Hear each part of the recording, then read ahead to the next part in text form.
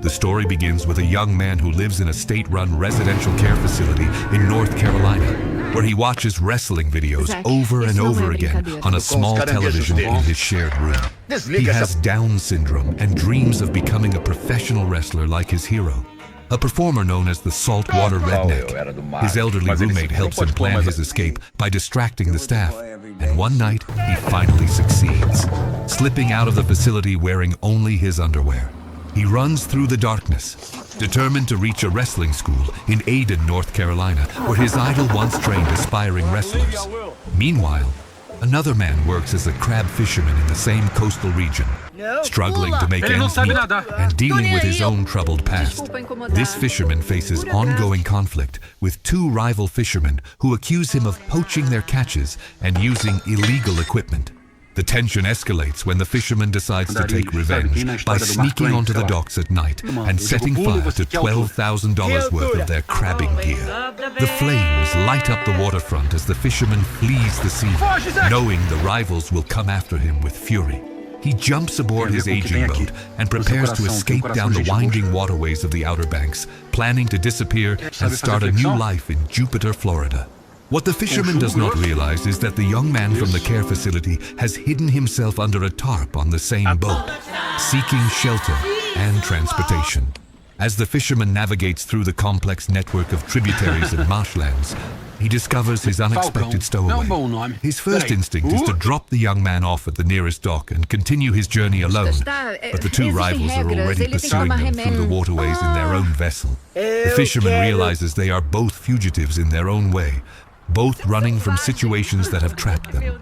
The young man explains his mission to reach the wrestling school and train with the Saltwater Redneck, and the fisherman, despite his initial reluctance, decides to help him since their paths align toward the same general direction.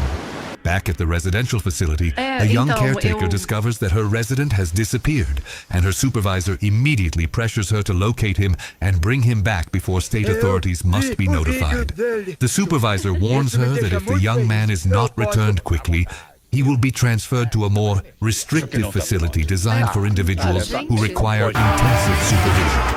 The caretaker sets out to track them, worried about the young man's safety, but also understanding his desire for freedom and independence. As the fisherman and the young man travel together on foot through swampy landscapes and dense forests, an unlikely friendship begins to form between them. The fisherman teaches the young man practical survival skills, showing him how to use a firearm for protection, how to start a fire, and how to navigate through wilderness terrain. They encounter a blind man living alone in the backwoods who speaks about faith and redemption, offering them lumber and supplies.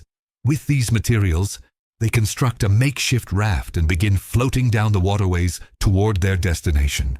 During their journey, the fisherman takes on the role of a coach, helping the young man prepare physically and mentally for his wrestling ambitions.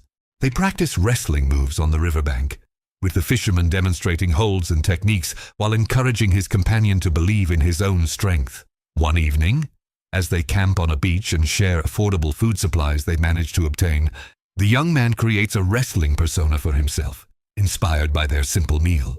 He declares he will be known as the Peanut Butter Falcon, a name that makes both of them laugh, but also represents his transformation from someone others see as limited to someone who chooses his own identity. The caretaker eventually tracks them down to their campsite, initially insisting that the young man return with her to the facility. However, when she learns from her supervisor that the young man will be sent to a recovery facility meant for individuals dealing with substance issues rather than back to the residential home, she realizes the system is failing him. She makes the difficult decision to join them on their journey instead of forcing him back into institutional confinement. The three of them continue traveling together, though tensions arise between the fisherman and the caretaker regarding how much independence and risk the young man should be allowed to experience. That night, while they shelter in an abandoned structure near the water, the two rivals catch up with them.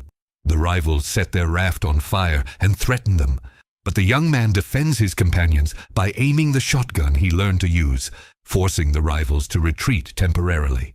When they finally reach the town of Aden, they discover that the Saltwater Redneck has retired from wrestling and closed his school years ago. The former wrestler, whose real name is Clint, now lives a quiet life and has no interest in returning to his old persona. The fisherman pleads with him, explaining how much this opportunity means to the young man and how far they have traveled.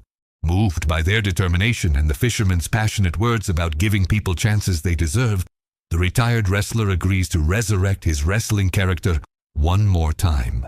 He begins training the young man with intensity and dedication, teaching him proper wrestling techniques, ring psychology, and how to connect with an audience.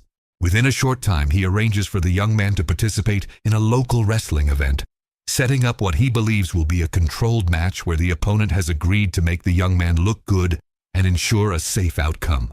The night of the wrestling match arrives, and the small venue fills with local spectators who cheer and stomp their feet. The caretaker sits in the audience, having been tied up by the fisherman earlier because she wanted to stop the match out of concern for safety, but she eventually frees herself. The young man enters the ring wearing his wrestling gear, embodying the Peanut Butter Falcon persona he created. His opponent, a large and experienced wrestler named Sam, enters next, and the match begins. However, Sam does not follow the script they had arranged, and instead wrestles aggressively, treating it as a legitimate competition. The young man takes several hard hits and struggles against the more experienced opponent, and the fisherman becomes alarmed, attempting to intervene from outside the ring. At that moment, the two rivals who have been pursuing them appear in the crowd, and one of them strikes the fisherman in the head with a tire iron, causing him to collapse unconscious. The caretaker rushes toward them, trying to alert security, while in the ring the young man faces his moment of truth. Drawing on everything his coaches taught him and summoning his own inner strength, he manages to lift his opponent overhead despite everyone telling him throughout his life that he could not accomplish such physical feats. He throws Sam forcefully out of the ring, achieving what the saltwater redneck had told him was impossible, and the referee declares him the winner as the crowd erupts in celebration.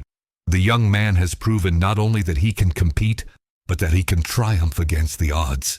In the aftermath, the fisherman receives medical treatment at a hospital for his head injury.